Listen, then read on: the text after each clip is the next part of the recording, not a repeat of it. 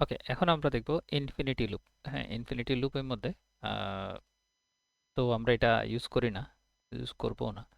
ঠিক আছে, if you omit all the three parts like initialization, condition, post, এই তিনটা পার্ট যদি আমি omit করি, the loop runs indefinitely।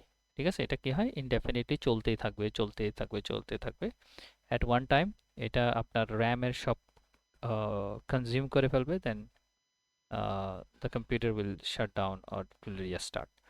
তো এখন এটা ফর কিওয়ার্ড দিয়ে শুরু করি, আর বডি থাকে, আর কিছু থাকবে না, এবং এই জিনিসটা ইনফিনিটি লুপ চলতেই থাকবে। ঠিক আছে, let's try and C how what happens. ঠিক আছে, আমরা দেখি যে আসলে হয় কি। সো আমরা একটা ফর লুপ বলতেছি, ফর কিওয়ার্ড দিব, দেন fmt dot println and we will say infinity loop। Okay, so let's take the risk। আমরা এখন এটাকে ক্লিয়ার করলাম, clear and then go run main.go।